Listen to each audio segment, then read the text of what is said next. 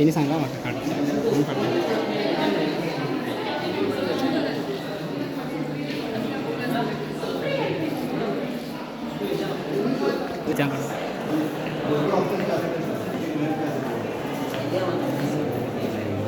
celebration. Let's come together to celebrate engineering excellence, innovation and spirit of collaboration. With the theme of our Engineers Day 2024, innovating for a sustainable future.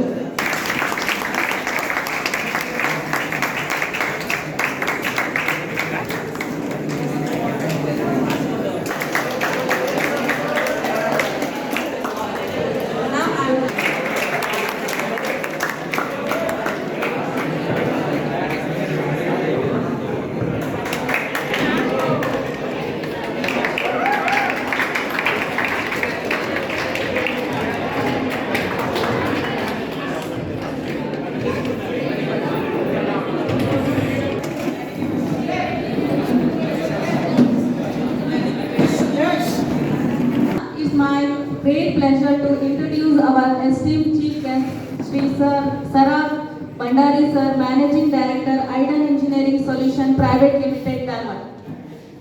Sir has completed his schooling in St. Joseph High School, Dharwad, PUC in Karnataka College, Dharwad, and completed his BE in Civil Engineering from PV Boom Reddy College, Hubli, and completed MTech in Structural Engineering from the prestigious IIT Bombay. He has achieved the remarkable feat of securing the rank of AIR 71 in the Indian Engineering Service Examination in 2009. An incredible achievement of securing the rank AIR 12 in highly competitive GATE examination. His outstanding performance is a shining example of dedication, hard work and intellectual brilliance of engineering. Your achievement is a testament to your excellence in engineering and passion for engineering and is truly inspiring to all of us. We honored and meaningful to have you on this day. Thank you, sir. Thank you for accepting our invitation.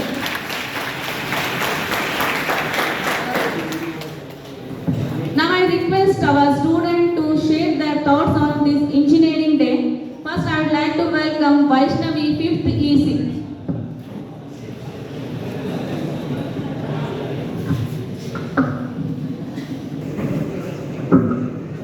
Good morning everyone, respected chief guests, principals and all the lecturers.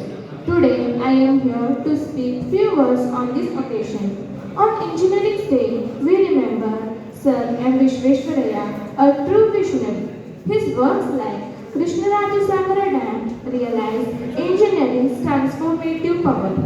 Today has engineered shaping a future to tackle global changes, innovative and problem solving, carrying forward for Shri M. Vishweshwaraya's outcome. Let us celebrate our dedication and strength, drawing inspiration from Sir M. Vishweshwaraya's words. Your work may be only to swipe a railway crossing, but it is your duty to keep it so clean that no other crossing in the world is as clean as yours. The theme of Engineering Day celebrated in 2024 is Engineering Solution for the Sustainable World. This engineering solution for sustainable world refers to the application of innovative engineering practice to address global challenges like climate change, resources depletion, and environmental degradation. It focuses on impacting, promote renewable energy, reduce waste, and remember efficiency, all while ensuring long-term ecological balance and sustainability. This approach aims to meet present need without compressing the ability to the future generation to meet theirs. Thank you. Stand before you today in this special occasion and we gathered here to celebrate Engineers Day.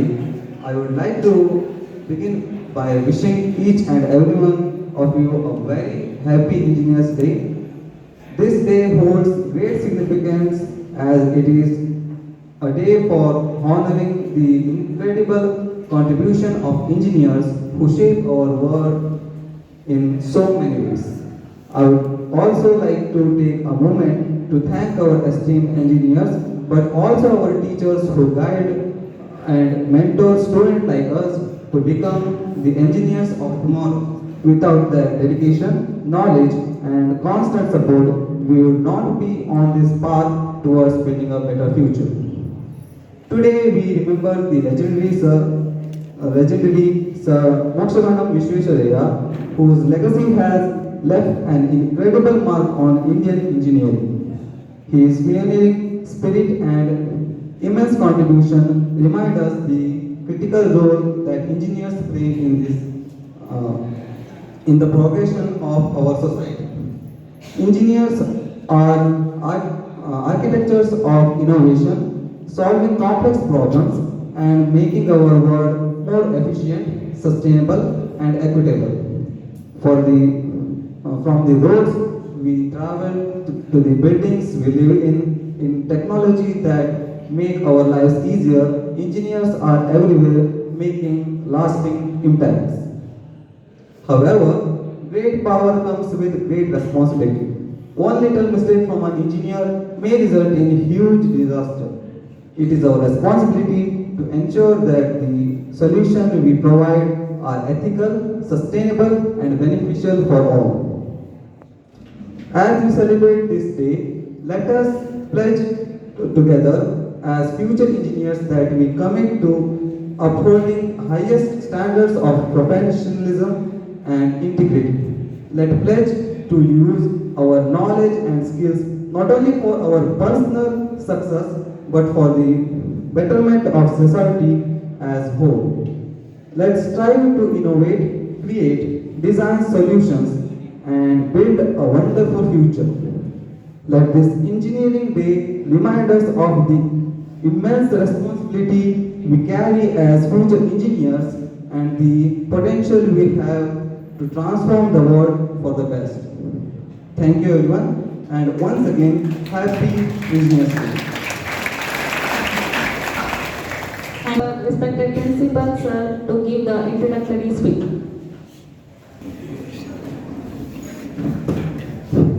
A very good morning to one and all. Respected chief guest of today's Engineers Day function, Sri Sarak Bandari sir.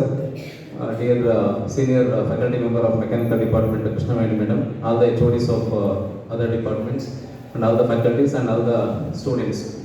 First of all, let me wish all of us, including me, a happy Engineers Day to all the budding engineers as well, and to our beloved guest.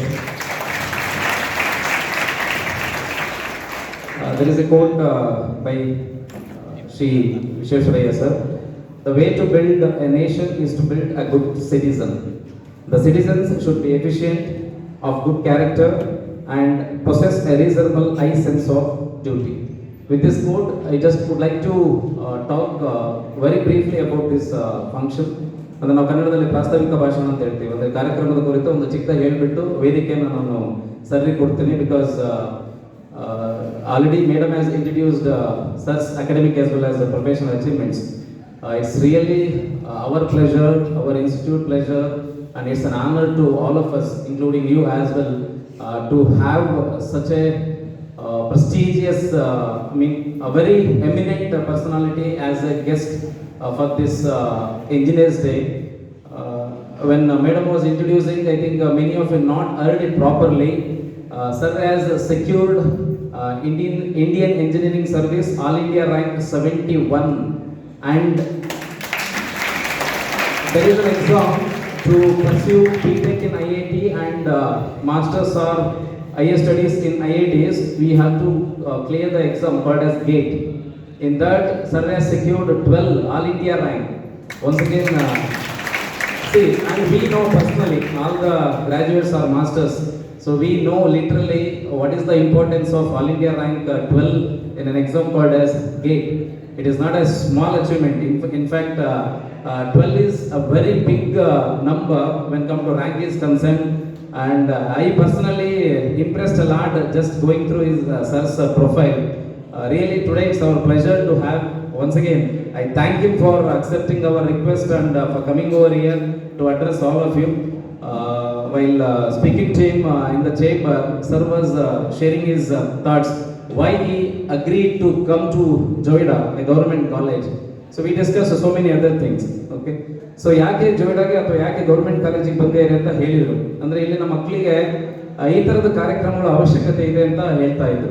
ಅಂದರೆ ಈಗ ಯಾವುದೋ ಒಂದು private ಕಾಲೇಜಿಗೆ ಅಥವಾ ಯಾವುದೋ ಒಂದು ದೊಡ್ಡ ದೊಡ್ಡ ಆರ್ಗನೈಸೇಷನ್ಗಳಿಗೆ ರಿಸೋರ್ಸ್ ಪರ್ಸನ್ಗಳು ತುಂಬ ಈಸಿಲಿ ಅವೈಲೇಬಲ್ ಇರ್ತಾರೆ. ಅಲ್ಲಿ ಇನ್ವೈಟ್ ಮಾಡೋದು ಅಥವಾ ಅವರು ಹೋಗ್ತಕ್ಕಂಥದ್ದು ಇಟ್ಸ್ ಅ ಕಾಮನ್ ಆಗಿಬಿಟ್ಟಿರ್ತದೆ. ಓಕೆ, ಬಟ್ ನಮ್ದ ಈ ಥರ ಒಂದು ಗೌರ್ಮೆಂಟ್ ಕಾಲೇಜ್ಗಳು, ರಿಮೋಟಲ್ಲಿ ಇರ್ತಕ್ಕಂಥ ಕಾಲೇಜ್ಗಳು ಇಲ್ಲಿನ ವಿದ್ಯಾರ್ಥಿಗಳಿಗೆ ಈ ಥರದ ಒಬ್ಬ ಎಕ್ಸ್ಪೀರಿಯನ್ಸ್ ಇರ್ತಕ್ಕಂಥ ಪ್ರೊಫೆಷನಲ್ಸ್ ಅವರ ಒಂದು ಥಾಟ್ಸ್ಗಳನ್ನ ಹೇಳೋದಿದೆಯಲ್ಲ, ಇದು more than your 3 years academics. Remember, ಅಂದ್ರೆ once the session is over, definitely you will be happy from his ಕಾರ್ಯಕ್ರಮ. ಇಂಜಿನಿಯರ್ಸ್ ಡೇ ಇವತ್ತು ನಾವೇನು ಸೆಲೆಬ್ರೇಟ್ ಮಾಡ್ತಾ ಇದ್ದೀವಿ, the theme of this year's engineers day innovative works for the sustainable future ಅಂತ ಹೇಳ್ಬಿಟ್ಟು. But sustainable ಫ್ಯೂಚರಿಗೆ ನಾವು ಯಾವ ರೀತಿ ನಮ್ಮ ಒಂದು ಕ್ರಿಯಾತ್ಮಕ ಯೋಜನೆಗಳನ್ನ ಮಾಡ್ತೀವಿ ಅನ್ನೋದು ಬ್ರೀಫ್ ಆಗಿ ಹೇಳೋದಾದ್ರೆ, ಓಕೆ, ಅಂದ್ರೆ ಒಂದು ಲಾಂಗ್ ಟರ್ಮ್ ಆಸ್ಪೆಕ್ಟ್ ಇಟ್ಕೊಂಡು ನೀವು ಏನು ಮಾಡ್ತಿರೋ ವರ್ಕ್ಗಳು ಅದು ಇಂಪಾರ್ಟೆಂಟ್ ಆಗುತ್ತೆ ಅಂತ ಹೇಳ್ಬಿಟ್ಟು. ಬಟ್ ಈಗ ಸರ್ ವಿಶ್ವೇಶ್ವರಯ್ಯ ಬಗ್ಗೆ ಹೇಳೋದಾದ್ರೆ ಸಸ್ಟೈನಬಿಲಿಟಿ ಬಗ್ಗೆ ಅವರು 100 ವರ್ಷದಿಂದಲೇ ಮಾಡಿಬಿಟ್ಟಿದ್ದಾರೆ. ಈಗ ಹೊಸದಾಗಿ ನಾವೇನು ಹೊಸ ಒಂದು ಥಾಟ್ಸ್ಗಳು ಮಾಡ್ಕೊಂಡು ಹೊಸ ಪ್ರಾಜೆಕ್ಟ್ಗಳು ಮಾಡಿದ್ರು ಕೂಡ ಆ ವರ್ಡ್ ಯೂಸ್ ಮಾಡ್ತಿದೀವಿ ಅಷ್ಟೇ. ಬಟ್ ಈಗ 100 ವರ್ಷಗಳ ಹಿಂದೆ ಅಥವಾ 150 ವರ್ಷಗಳ ಹಿಂದೆ ಆಗಿರ್ತಕ್ಕಂಥ ಕೆಲಸಗಳು ಈಗಲೂ ಕೂಡ ಬಾಳಿಕೆ ಇದೆ ಅಂತಂದ್ರೆ ಸಸ್ಟೈನಬಿಲಿಟಿ ಅನ್ನೋದು ಎಷ್ಟು ಇಂಪಾರ್ಟೆನ್ಸ್ ಅಂತ ಗೊತ್ತಾಗುತ್ತೆ. ನೀವು ಎಕ್ಸಾಂಪಲ್ಸ್ ಯಾವ ತರ ತಗೊಳ್ಳಿ, ಅಂದ್ರೆ ಸರ್ ಅವರ ಒಂದು ವರ್ಕ್ ಅಲ್ಲಿ ಮಾಡಿರ್ತಕ್ಕಂಥ ಕಾಂಟ್ರಿಬ್ಯೂಷನ್ಗಳು, ನಾವು ಫಸ್ಟ್ ಬರೋದೇ KRS ಡ್ಯಾಮು ಅಥವಾ ಇನ್ನೊಂದು ವಾಣಿವಿಲಾಸ ಡ್ಯಾಮ್ ಅಂತ ಬರುತ್ತೆ. ಅದಾದ್ಮೇಲೆ ಬೇರೆ ಬೇರೆ ಮೇಜರ್ ಬ್ರಿಡ್ಜಸ್ ಮತ್ತೆ ಡ್ಯಾಮ್ಸ್ ಇರ್ಬೋದು, ಅಥವಾ ಬೇರೆ ಬೇರೆ ಗೌರ್ಮೆಂಟ್ ಇನ್ಸ್ಟಿಟ್ಯೂಟ್ಗಳು ಕೂಡ ಅವರು ಸ್ಟಾರ್ಟ್ ಮಾಡಿದ್ದಾರೆ. ಅವೆಲ್ಲವೂ ಕೂಡ ಈಗಲೂ ಕೂಡ ಕಾರ್ಯ ರೂಪದಲ್ಲಿದ್ದಾವೆ. ಅಂದ್ರೆ ನಿಮಗೆ ಸಸ್ಟೈನಬಲ್ ಅನ್ನೋದು ಮೀನಿಂಗ್ ಗೊತ್ತಾಗಬೇಕು. ಅಂದ್ರೆ ಒಂದು ಲಾಂಗ್ ಟರ್ಮ್ಗೆ ನಮಗೆ ಯಾವ ರೀತಿ ಬಾಳಿಕೆ ಬರುತ್ತೆ ಆ ರೀತಿ ನಾವು ಒಂದು ಪ್ರಾಡಕ್ಟ್ ಅಥವಾ ಪ್ರಾಜೆಕ್ಟ್ ಮಾಡಬೇಕು ಅನ್ನೋದಷ್ಟೇ ಉದ್ದೇಶ. ಸೊ ಹಾಗಾಗ್ಬಿಟ್ಟು ನೀವೆಲ್ಲ ಬಡಿಂಗ್ ಇಂಜಿನಿಯರ್ಸ್ ಏನಿದ್ದೀರಾ, ಸೊ ನೀವು ಯಾವುದೇ ಡೊಮೈನ್ ಅಲ್ಲಿ ವರ್ಕ್ ಮಾಡಿ, ನೀವು ವರ್ಕ್ ಮಾಡಲಿ ಸ್ಟಾರ್ಟ್ ಮಾಡಿದಾಗ ಒಂದು don't ever compromise with the quality. So ಕ್ವಾಲಿಟಿಗೆ ಯಾವುದೇ ರೀತಿಯಾದ ಕಾಂಪ್ರಮೈಸ್ ಮಾಡ್ಕೋಬಾರ್ದು. ನೀವು ಮಾಡ್ತಕ್ಕಂಥ ಯಾವುದೇ ಕೆಲಸ ಆಗಿರಲಿ, ಅದು ಡಿಲೇ ಆಗಲಿ, ಬಟ್ ನೀವು ಒಂದ್ಸಲ ಅದು ಪ್ರಾಡಕ್ಟು ಕಂಪ್ಲೀಟ್ ಸ್ಯಾಟಿಸ್ಫಿಕೇಶನ್ ಕೊಡ್ತು ಅಂತಂದ್ರೆ, ಅದ್ರದ್ದು ಕ್ವಾಲಿಟಿ ಚೆನ್ನಾಗಿದ್ರೆ, ಅದ್ರದ್ದು ಲಾಂಗ್ ಟರ್ಮ್ ಯೂಸೇಜ್ ಏನಾರು ಬಂತು ಅಂತಂದ್ರೆ that gives more satisfaction than your salary. ನಾವು ಸಂಬಳಕ್ಕೋಸ್ಕರ ಕೆಲಸ ಮಾಡ್ತೀವಿ, ಒಪ್ಕೊಳ್ತೀವಿ, ಬಟ್ ನಾವು ಮಾಡ್ತಕ್ಕಂಥ ಕೆಲಸ ಇನ್ನೊಬ್ಬರಿಗೆ ಒಳ್ಳೇದಾಗುತ್ತೆ ಅಥವಾ ಇನ್ನೊಂದು ಯಾವುದೋ ಒಂದು ಸಿಸ್ಟಮ್ಗೆ ಅದು ಒಳ್ಳೆಯ ರೂಪದಲ್ಲಿ ಅದು ಸಹಾಯಕಾರಿಯಾಗಿರುತ್ತೆ ಅಂತಂದಾಗ ಅದು ಕೊಡ್ತಕ್ಕಂಥ ನಮಗೆ ಸ್ಯಾಟಿಸ್ಫಿಕೇಶನ್ ಇದೆಯಲ್ಲ, ಅದು ನಮಗೆ ಬರ್ತಕ್ಕಂಥ ಸಂಬಳ ನಮಗೆ ಕೊಡೋದಿಲ್ಲ. ಸೊ ಹಾಗಾಗ್ಬಿಟ್ಟು ನನ್ನ ಒಂದು ಕಿವಿ ಮಾತು ನೀವೆಲ್ಲ ಇಂಜಿನಿಯರಿಂಗ್ ಸ್ಟೂಡೆಂಟ್ಸ್ಗಳಿಗೆ, ಮುಂದೆ ನೀವು ಯಾವುದೇ ಪ್ರೊಫೆಷನ್ ತಗೊಂಡ್ರು ಕೂಡ ಮಾಡ್ತಕ್ಕಂಥ ಕೆಲಸದಲ್ಲಿ ಕ್ವಾಲಿಟಿ ವೈಸ್ ಹೇಳ್ತಾರದು, ಕ್ವಾಲಿಟಿಲಿ ಕಾಂಪ್ರಮೈಸ್ ಮಾಡ್ಕೋಬೇಡಿ. Always have A sense of gratitude towards the system ಅಥವಾ ಸೊಸೈಟಿ. ಅಂದ್ರೆ ಸೊಸೈಟಿ ಬಗ್ಗೆ ಒಂದು ಕಾಳಜಿ ಇದ್ದಾಗ ನಾವು ಮಾಡ್ತಕ್ಕಂಥ ಕೆಲಸಗಳಲ್ಲಿ ನಾವು ಕೆಟ್ಟ ರೀತಿಯಲ್ಲಿ ಕಾಂಪ್ರಮೈಸ್ ಆಗಲ್ಲ. ಸೊ ಒಂದು ಒಳ್ಳೆ ಕೆಲಸಗಳು ಮಾಡ್ತೀವಿ, ಆ ಒಳ್ಳೆ ಕೆಲಸದ ಮೂಲಕ ನಮಗೆ ಸ್ಯಾಟಿಸ್ಫಿಕೇಶನ್ ಬರುತ್ತೆ. ಸೊ ಹಾಗಾಗ್ಬಿಟ್ಟು ಮತ್ತೊಮ್ಮೆ ಈ ಒಂದು ಕಾರ್ಯಕ್ರಮಕ್ಕೆ ಇವತ್ತು ಅತಿಥಿಗಳಿಗೆ ಸ್ವಾಗತವನ್ನು ಕೋರ್ತಾ ವೈಯಕ್ತಿಕವಾಗಿ ಮತ್ತು ಕಾಲೇಜಿನ ಪರವಾಗಿ ಮತ್ತೊಮ್ಮೆ ಇಂಜಿನಿಯರ್ಸ್ ಡೇ ಶುಭಾಶಯಗಳನ್ನ ಹೇಳ್ತಾ, yes we can call Shri Sarag sir for the stage and you will carry over for next 1 or 1.5 hour. Sir ಕೇಳ್ತಾ ಇದ್ರು, ಸರ್ ಕನ್ನಡದಲ್ಲಿ ಹೇಳ್ಬೇಕಾ ಅಥವಾ ಇಂಗ್ಲೀಷಲ್ಲಿ ಹೇಳ್ಬೇಕಂತ ಹೇಳ್ಬಿಟ್ಟು ಎರಡರಲ್ಲೂ ಏನಿಂದ ಹೇಳಿದ್ದೀನಿ. ಡೆಫಿನೆಟ್ಲಿ ಇದು ನಿಮಗೆ ತುಂಬಾ ಇಂಟ್ರಾಕ್ಟಿವ್ ಆಗಿರುತ್ತೆ. ಡೌಟ್ಸ್ಗಳು at the end of the session ಅಲ್ಲಿ ಇಟ್ಕೋಣ ಹೇಳಿದ್ದಾರೆ, ಅಂದ್ರೆ ಕ್ವೈರಿ ಸೆಷನ್ ಅಥವಾ ಏನಾದ್ರು ನಿಮ್ದು ಕ್ವಶನ್ಸ್ ಅಥವಾ ಡೌಟ್ಸ್ ಇದ್ರೆ ಅದು ಮಾಡೋಣ. ಮಿಡ್ ಆಫ್ ದ ಸೆಷನ್ ಅಲ್ಲಿ ಯಾವುದೇ ಕಾರಣಕ್ಕೂ ಡಿಸ್ಟರ್ಬ್ ಮಾಡಬೇಡಿ. ಸೊ ಒಂದು ಒಳ್ಳೆ ಥಾಟ್ ಇಟ್ಕೊಂಡು ಇದನ್ನ ಕಂಪ್ಲೀಟ್ ಕೇಳಿಸ್ಕೊಳ್ಳಿ.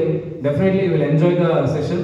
ಅಟ್ ದ ಎಂಡ್ ನಿಮಗೆ ಏನೇ ಡೌಟ್ಸ್ ಇದ್ರು ಕೂಡ ಡೋಂಟ್ ಹೆಸಿಟೇಟ್, ಕ್ವಶನ್ ಕೇಳಲಿಕ್ಕೆ ಭಯ ಪಡ್ಕೋಬೇಡಿ. ನಿಮಗೆ ಏನ್ ಅನ್ಸುತ್ತೆ ಆ ಒಂದು ಏನೇ ಇರಲಿ, ಸರ್ ಆಲ್ರೆಡಿ ಹೇಳಿದ್ದಾರೆ, ಅವ್ರು ಜನರಲ್ ಮಾತಾಡ್ತಾರೆ. Even though it belongs to civil engineering domain, you will talk on general basis. So ಹಾಗಾಗ್ಬಿಟ್ಟು ನಿಮಗೆ ಏನೇ ಕ್ವಶನ್ಗಳು ಬಂದರೂ ಕೂಡ ನೀವು ಅವ್ರನ್ನ ಕೇಳ್ಬೋದು ಅಂತ ನಾನು ಮನವಿ ಮಾಡ್ಕೊಳ್ತಾ, so once again thank you sir, and thank you for the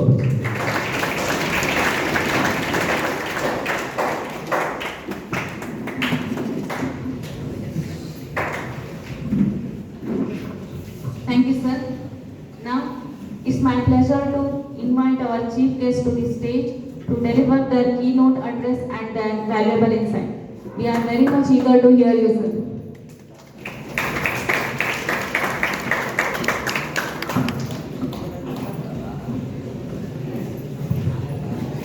Thank you, madam. First of all, good morning to all.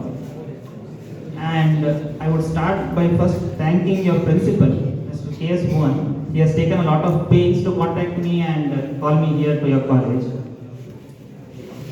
And also, I thank all the faculty members who have extended this hospitality to me here. So start ಮಾಡೋಕ್ಕಿಂತ ಮೊದಲು, before starting, let me make one thing clear. I also have a personal interest in coming and teaching you something. Why? Because when an engineer does something in the field of any engineer, doesn't matter, it is a benefit to the society. ಅವನು ದುಡ್ಡು ಮಾಡ್ಕೊಳ್ತಾನೋ ಇಲ್ವೋ ಬೇರೆ ವಿಷಯ. ಈ example ತಗೊಳ್ಳಿ, 5G network.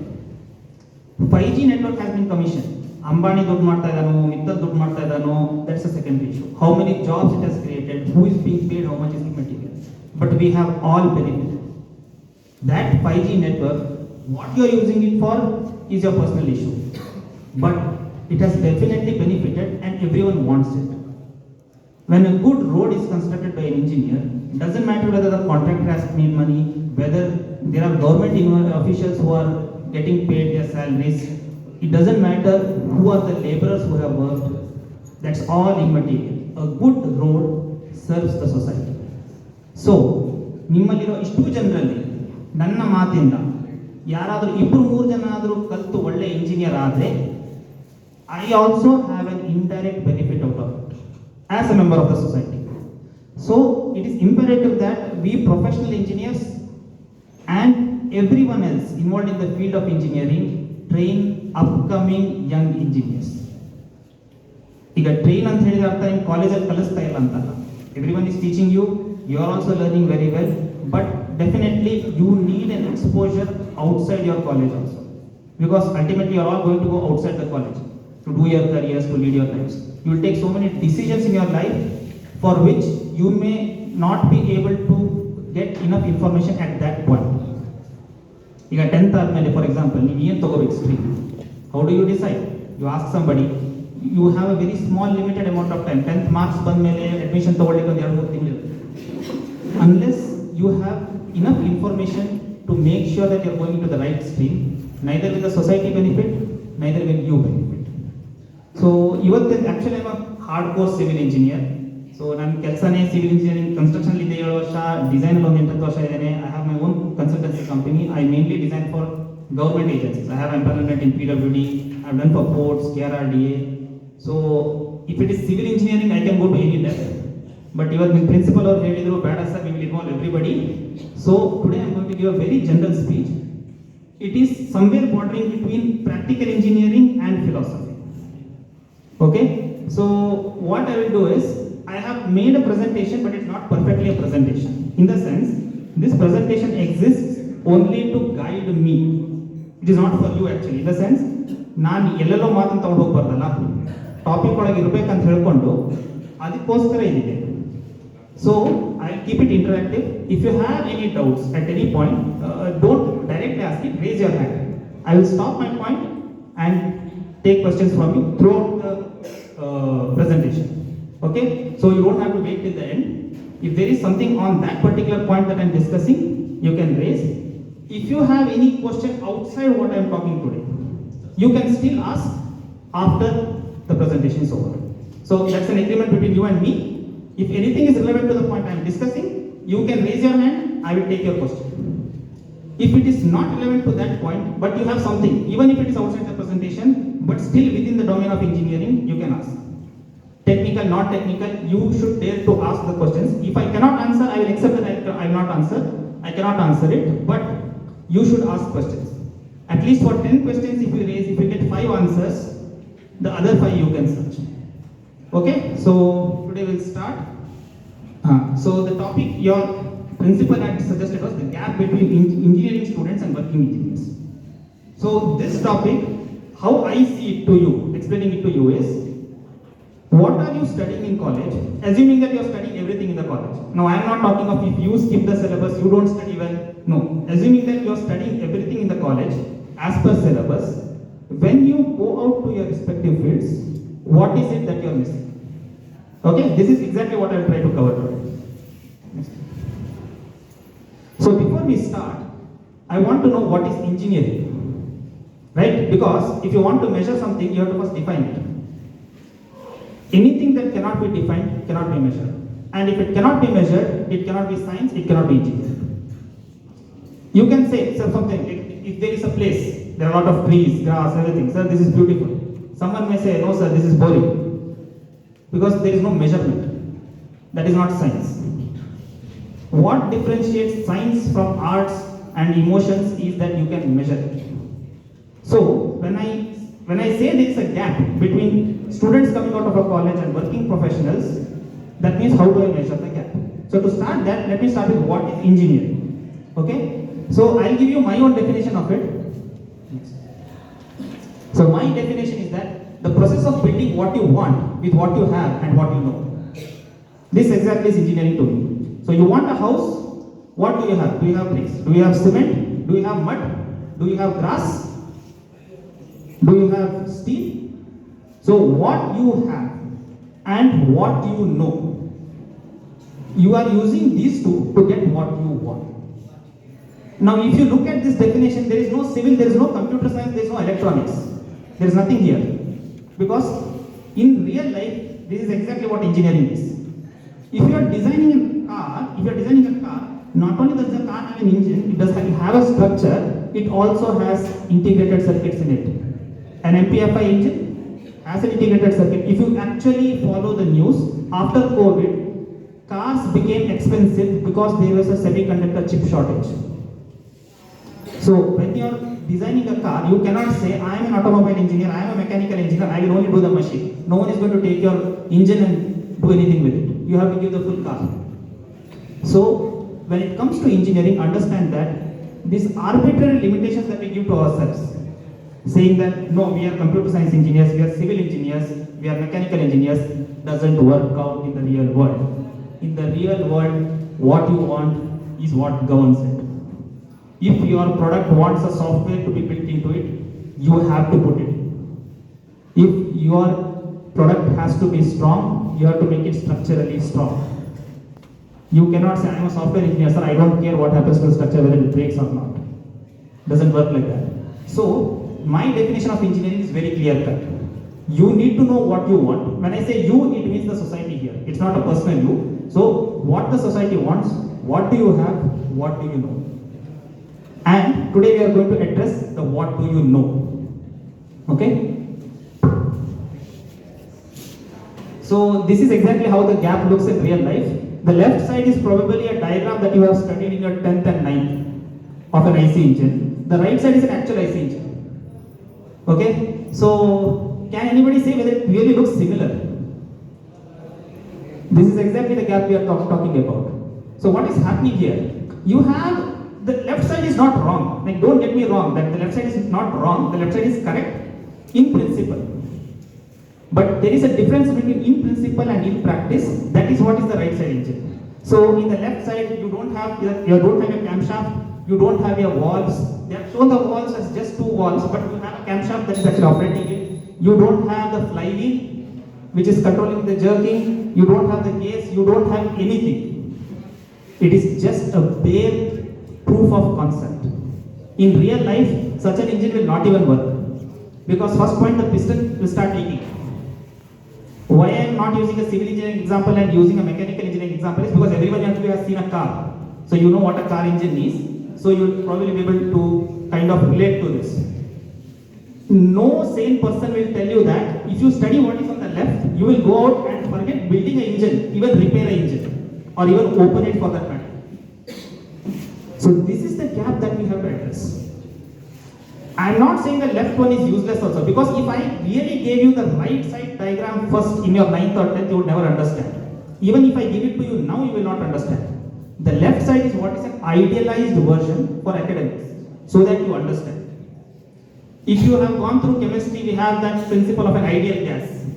which is actually not a real gas, but we do all our theoretical understanding, analytical chemistry on that, and then we kind of try to correlate it with real life. This is something same here. You have to study the left side to operate on the right side, but you should be aware that a gap exists. You cannot study the left side and say that from tomorrow onwards I will start designing engines.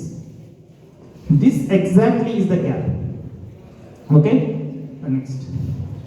Now, why does this gap exist? First point, can this gap be ever removed? It can't actually. It's like friction. We can do our analysis. People who have done mechanics, civil engineering students, they will all do their free body diagram in a frictionless environment. Or if there are mechanical engineers, probably you will ignore air resistance in a lot of places. That is only for our academics. Real life is not like that. There will be some friction. No matter how much you grease the surface, no matter how much smooth you make it, you will have some friction. Some measurable friction. Okay? So the same way, this gap is going to exist. We are only trying to reduce this gap. Now, before trying to reduce, let's understand why this gap exists. So the first and most important thing is it exists because of the way we learn, structured learning. So try to understand what does structured learning mean. Now you are put into a class, you are divided, you are all divided into sections, you are divided into courses. So there is someone who is doing civil, there is someone who is doing computer science, there is someone who is doing electronics, there is someone who is doing mechanical engineering. Now you are divided and you are taught based on these divisions, you are taught specific subjects. For example, someone from mechanical is taught thermodynamics, someone from civil is not. Then strength of materials probably is common to both of you, mechanical and civil. Whereas if you go into computer science, you are taught data structures. If you are going into electronics, you are probably taught network analysis. So what's happening here? We have artificially divided you into groups. And why this is done? This is done so that there is some semblance of discipline. And there is a structure because we have to finally evaluate you, right? You are going through a college, we have to conduct an exam and know who is passed, who has not passed. We have to teach you. You cannot have a teacher if the teacher does not know what he or she is going to teach you. So we have to put an artificial structure, and this structure is not bad, this is good. But the problem is, this very own structure now becomes an impediment and a gap, and it creates a gap. Because you are being put in this structure, tomorrow let's say as a civil engineer, you are designing a house that needs to be insulated from the cold. You are designing it somewhere in the Himalayas, okay? Now you want to know how thick your wall should be so that it maintains a temperature of some close to about 20-25 degrees and outside it is minus 25. How do you do it? You don't know thermodynamics. You have no awareness of it. So this exactly creates the gap. Because we are structuring it, we have to structure it in such a way that in a class of 40, at least 35 people benefit it. So what happens is, those niche minority subjects that would have probably been required by you in the future will not be taught. So structuring is a problem, but it's an unavoidable problem. Because if you are going to have formal schooling, we have to create a structure. Otherwise, how can you run a college if you don't have any divisions, if you don't have any subject divisions, if you have no academic divisions, you can't. So this structure is giving a problem. This is giving rise to this gap. This is one big source of the gap. Because we can't teach you everything, you have to miss out on something. Okay. Next. Yes, sir.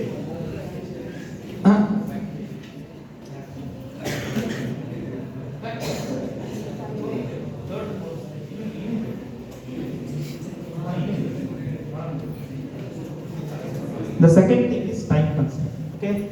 So as students, probably ನಿಮ್ಮೆಲ್ಲ ತಲೆಯಲ್ಲೂ ಕೂತ್ಕೊಂಡ್ಬಿಟ್ಟಿದೆ. ಏನಂತ ಹೇಳಿದ್ರೆ college ಮುಗಿಸೋದು, ಆಮೇಲೆ ಹೊರಗೆ ಹೋಗೋದು, we'll start working, we know everything. Doesn't work like that. Real life never works like that. Everything is changing every time. Even so in modern times, everything is changing very fast. 4 years if you don't work, your degree is next to useless. Because in that 4 years, so much has changed. When I was coming out of engineering, C and C++ were considered, Java was considered very new language. Today Java is considered old, Python is also considered old. So what's happening? So if you were just learning one programming language, you will probably not even find a job today. If I went back to that and said that okay, I'll do C++ programming now, other than some legacy company that has an old program that has to be maintained, no one will hire me as a programmer. This is exactly what happens. Even in civil engineering, most of you students don't know, but code books change all the time. May not be every year, but every year at least some code book changes, because we have some 200, 300 code books. From everything from bricks to all the way to garages and even the thickness of a radial gate. So what happens? Every year, if you don't work for 5 years, you are not in the field, you are not continuously improving, finish. 5 years down the line, it's as good you should have a new degree itself. So this time factor is there. And this time factor works in both the ways also. One, outdated information. Second, the amount of time required to learn. So if you look at your education, a diploma has been 3 years for the last 60, 70 years, or more than that for that matter. It has always been for 3 years only. When my father was doing his diploma also, he studied for 3 years. Now you are also studying for 3 years. How can it be possible? When my father was there, computers were not even a thing. When my father was studying, computers were there, but computer science as a subject was not a thing. So how can you expect that today's engineer also studies for 3 years and does it? So it works both the ways. One is outdated information, and the second thing is you don't get enough time. Technology is progressing, but the amount of time we put to education is not enough. Even if you have the best teacher in the world, best teachers in the world covering all subjects, I don't think 3 years for a diploma, 4 years for a BE, or even 2 years for an MTech is enough. It should have been increased as we see technology and our syllabus expand. But anyway, there is nothing you can do about it except that understand this fact, that once you go out of college, your learning is not over. The only thing that is over is hand holding. You don't have a lecturer who is keeping an attendance and saying why you did not come. There is no teacher who is giving an assignment and telling go home and study this. Now you have to give your own attendance. You have to yourself refer a book. You don't know which book to refer, you have to search for the book. You have to search for the right person to tell you if you don't understand what the book is saying. The hand holding is gone. That's all. Learning is not gone. If you are going to have an engineering career, the day you retire is the day you stop studying. That's all. Otherwise, you have to keep on studying. Now, how much you have to study depends on how fast you want to grow, which field you are choosing. If you choose a new pioneering field, probably you have to do a lot of study. Probably if you have chosen a well-established field, maybe you know what you can study at what stage. There is a slight amount of difference there, but if you are doing engineering and if you have over, I'm not going to study anymore, then please don't do engineering. You will only get into depression, that's all. Okay? So the next one is lack of resources.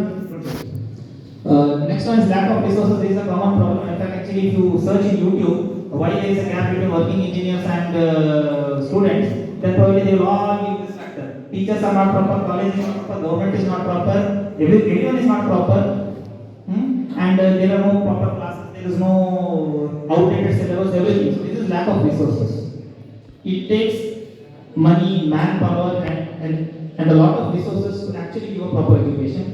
And I do agree, in a country of our size, probably it is not even possible to do that. Okay, and this gets blamed very often. So I will not cover this point much, because if I go to 10 students and ask you, why do you think there is a gap between your knowledge?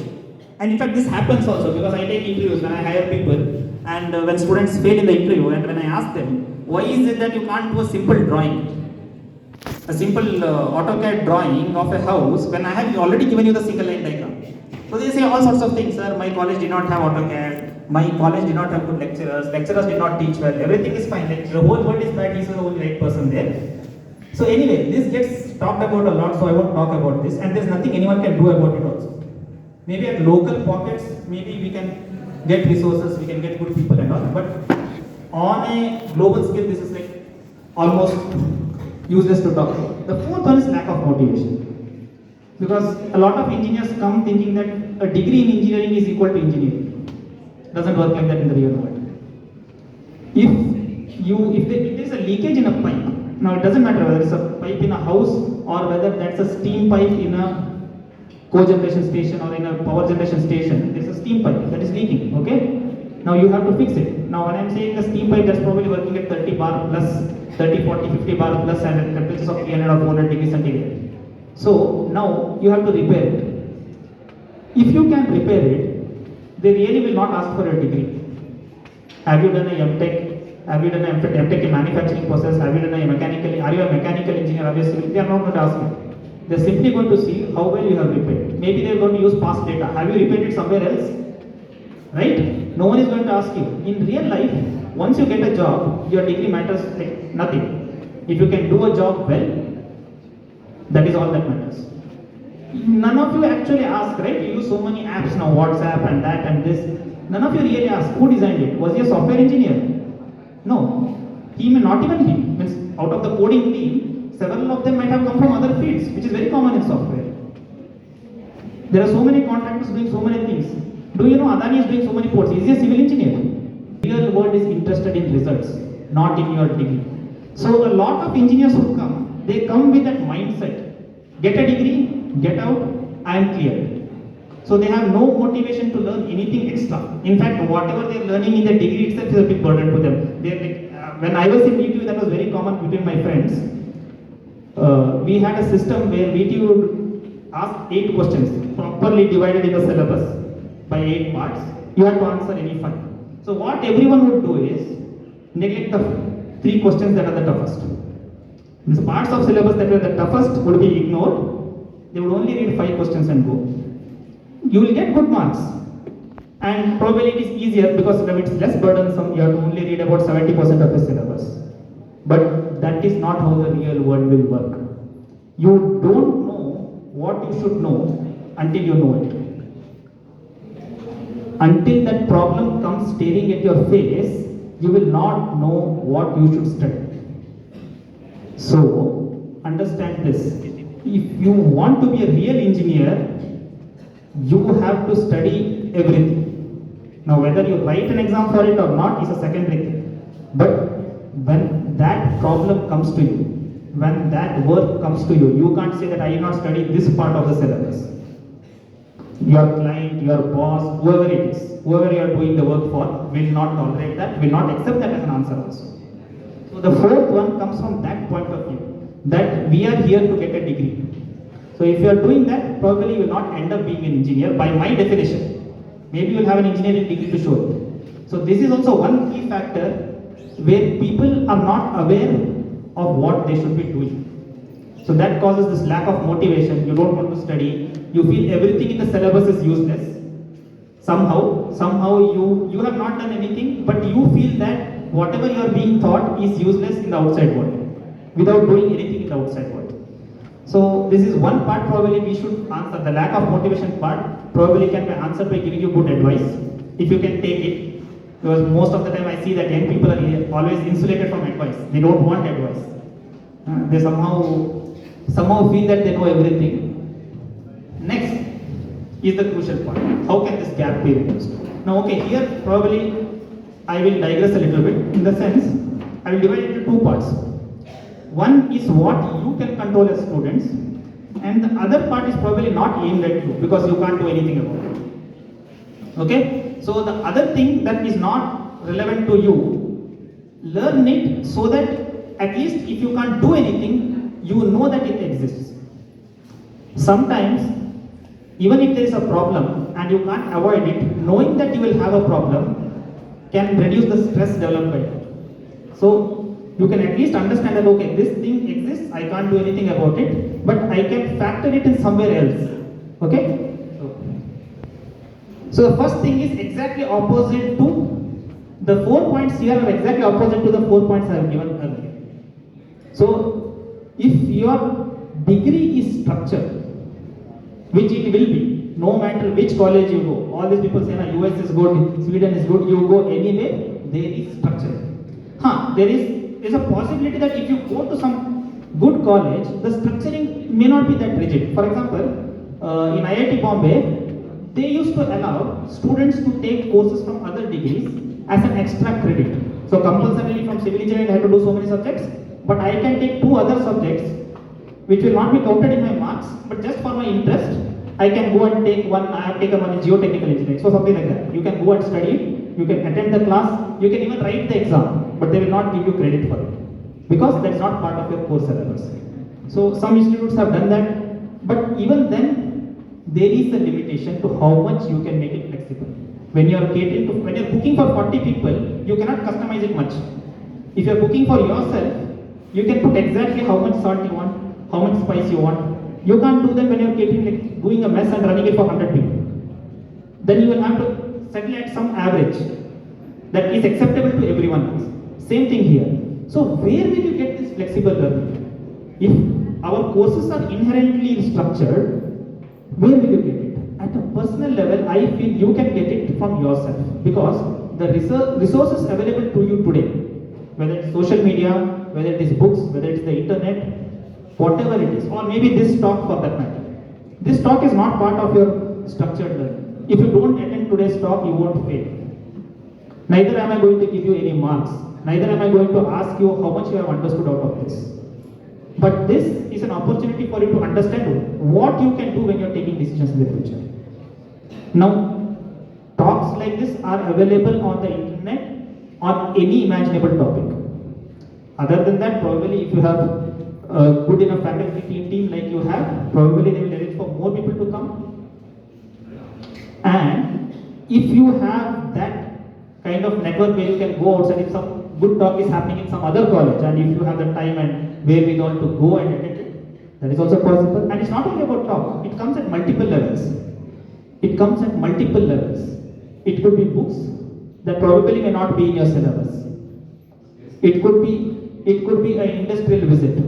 It could be some relative of you who is in the field and who can kind of give you advice on it. It can also come from a very personal level also. So this is the key that you have to understand, that you have to have a flexible learning approach, and that may not come from your college, but it can come from yourself. Okay? Other things that probably we can cover in this flexible learning approach, but like I said, it should come from you, because an institution is always rigid by its very nature. The next one is time. So when time is your enemy, time can also be your friend. So one thing you can do is, don't stop studying the moment you go out of college. Okay? No matter what job you do, just have a kind of discipline in your life where every weekend an hour or two. See, people generally read. I don't believe that people don't read. People read newspapers, people read magazines, people read novels. If you are an engineer, I believe that along with these three, whatever you are reading for passing time, you should have a small bracket where you read technical stuff that interests you. I am not saying that you have to read everything, force yourself into reading, but if you are an engineer, you should be interested in engineering. If you are not interested in engineering, there is no point in being an engineer. So understand that the time which is actually your enemy can also be your friend. 3-4 years down your career, if you are adding up studying, say every week or every month, it can result in substantial lead over others. Very substantial. People think hard work is important. I personally believe that discipline is more important. There is no point if you are a hard worker for a day and then you slog, like you study for 8 hours in a day, then for 1 month you do nothing. You are probably going to forget what you are studying. Instead, it is okay if you only study for 10 minutes a day for 1 whole month. You are better able to understand it, you are better able to implement it, better able to digest it. So, this kind of study discipline, I call this study discipline roughly. So, this kind of study discipline, you should inculcate. That is the meaning of continuous improvement. There is no other way. You have to have this study discipline within yourself. No one from outside is going to give you. So, this is one way to counter this gap. Third one is larger social and legal changes. Like this could involve anything from the government saying that okay, diploma should be a. The tenure of MBBS has gradually increased from 60s to right up till now. It was about 4 years and now it's about 5.5 years. Medicine is actually doing that. Engineering, unfortunately, is not doing that, and the amount of progress in engineering is probably 100 times more than that of medicine. If you look at the technical improvement, medicine improved. I'm not saying it's not, but engineering has probably improved 100 times more. But medicine from a 4. This is actually unfortunate, but that is something that you can't do anything. But your awareness of it will let you study as you go out also. And fourth one is understand. So this I will say probably you should do it when you're choosing your career and probably field of study. Not everything is for everybody. Okay. So now I can't become a singer. I'm very bad at singing. So if someone forced me into singing, probably I'll be depressed, I'll be a bad singer. That doesn't mean that singing is a bad profession. I am not fit for it. So I'll say this is like a lock and key. You have a lock and you have a key. The right key to the right lock. If the key is different, it is not the fault of the key, it is not the fault of the lock. You are not matching it properly. So the same thing is understand yourself. What do you want in life? Because I'll tell you, if money is there, people generally choose professional degrees for a job. There is nothing wrong in it also. Everyone has to make a livelihood. But you will never be happy if you do something that you hate. I'm not saying do something that you like. That is okay. If you're lucky enough to do something that you like and you're earning money off it, probably you're a very lucky guy. But don't try to get into something that you hate. If engineering is not for you, if you are not a logical thinker, don't get into programming. Simply don't. Even if you get a job, you will be miserable all your life. If you don't like hands-on work, don't be a civil engineer or mechanical engineer. Doesn't mean that I'm saying that a mechanical engineer should become a mechanic, but you need to have that understanding. You have to tomorrow work with people who are working with their hands. Unless you have empathy there, like I am a civil engineer, I can do any drawing and send it, but can the bartender and carpenter do the shuttering there and fix the bars there like that? I have to always think about that. I need to know at least so much about bar bending and shuttering to understand whether can this anyway I want it on a computer or on a piece of paper. So this is very important. Understand yourself and see whether you are fit for the stream. If you don't hate it, at least that's the beginning point. Then you will get motivation. You will not get demotivated. You will not try to do the bare minimum required. So it's always like this. If you study for 100 marks, you will get 90, 95. If you study to just pass, you are a definite fail. I call that loser attitude. Failing is not being a loser. No, in life, whatever, it's not only exams. Failing is part of life. Failing is not being a loser, but having an attitude that makes you definitely lose is being a loser. We have all gone through failures, even I have gone through failures. I mean, may not be academic, maybe something else, but then we learn out of it, come out, that's okay. But if your attitude is, okay, this is something I have to do, I will do the bare minimum, you will never achieve the bare minimum, and that attitude makes you lose always. So please understand, if you are doing something, don't do it if you hate it. That will probably like push you to not do anything for the bare minimum, and that itself is a good motivation. So I will not let others say that okay you should do this and that and this, but understand yourself. I will not give general advice because it is not applicable to everybody. When in a crowd this big, inspiration, probably some will, some will not. Some will not even get the mood to read it also. So, but what I will say is, you know yourself well. You cannot lie. You can lie to everybody in the world. You can lie to your parents, your teachers, everyone. You can't lie to yourself. You can even lie to God probably. In a temple, fold your hands and say whatever you want. But you can't lie to yourself. You know what you are. So see whether you are genuinely interested in it, whether you hate the subject, whether you like the subject, what you like about it. And one litmus test I can give you to say that whether you like a subject or not. How much do you know about the history of your subject? I'll repeat it. How much do you know about the history of your subject will tell you how much you are really interested in it. If you know who invented the first transistor, who invented the first IC, which company did it, when did they do it, probably you are genuinely interested in integrated circuits. Understand this. Technical knowledge one side, inspiration comes from stories. Inspiration comes from stories. That is why we tend to remember movies better than textbooks, because textbooks give everything dryly. Movies have stories in them. You won't forget a movie that you have watched when you were 12 years old. But if I just ask you what your teacher taught you 12 days ago, you won't remember it. You will not remember the formula, you will not remember even probably the headline what she has written on the board. Why is this happening? Because as humans, we love stories. So one litmus test whether you like a subject is, see if you know the history of the subject. That is very important. If you ask a cricketer, a person who is interested in cricket, now whether he becomes a cricketer or not, if you ask him, who are you a fan of? He will immediately say, Sir Tendulkar, Kohli, or maybe Dhoni, someone. Why? Because he is genuinely interested in cricket. Now if you come back and if you ask what you are doing, if you don't have heroes in your own field, you are not interested in them. Like you are not interested in the field, you are here for a job, you are going to be a mediocre engineer. No doubt about it. History. This is one thing I strongly feel. It's not in your syllabus, and that's exactly what makes it a very good litmus test. Are you willing to go out and study the history of your subject? That means you are inspired to do it.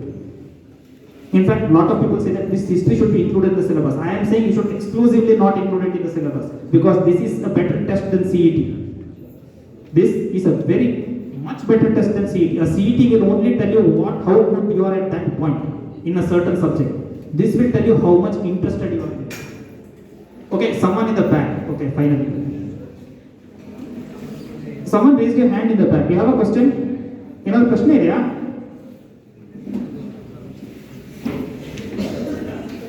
Maybe by mistake. So this is also a big litmus test, how much you are interested, and this will also lead to better motivation than any advice anyone can give. Okay, study 2 hours a day. If it's already boring for you to study half an hour a day, 2 hours will eventually kind of make you depressed. So understand this, that you should also look at the human aspect of engineering, and the best way to do is look at history. Yeah, I was very interested when I was doing a water supply project. I really was surprised to find that chlorination, which is very commonly used to disinfect water, after everything is done, we finally chlorinate the water because chlorine has got a lot of benefits, including residual disinfection and everything. But that doesn't matter. Chlorination was actually invented in India in 1911. Not by an Indian, not by an Indian. It was invented by a doctor, not even by a civil engineer. Water supply scheme, a multi-village water supply scheme. But nevertheless, it makes the subject more human. It makes the subject more understandable. So understand this. So there is no way you can get over and get motivation to hate the subject. And one of the litmus tests is how much you know the history of the subject. Do read the history of your own subjects. It makes interesting talk also.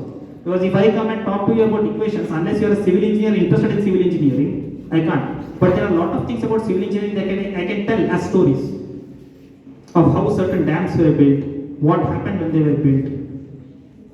So how certain labor camps, like sir was telling Vishwesharaya, when Vishwesharaya built KRS dam, some laborers from Tamil Nadu came and they created a village called Kaveripura, which still now exists. And that is the only village in Mandya where they speak Tamil. And if you go 4 kilometers from the village, again Kannada starts.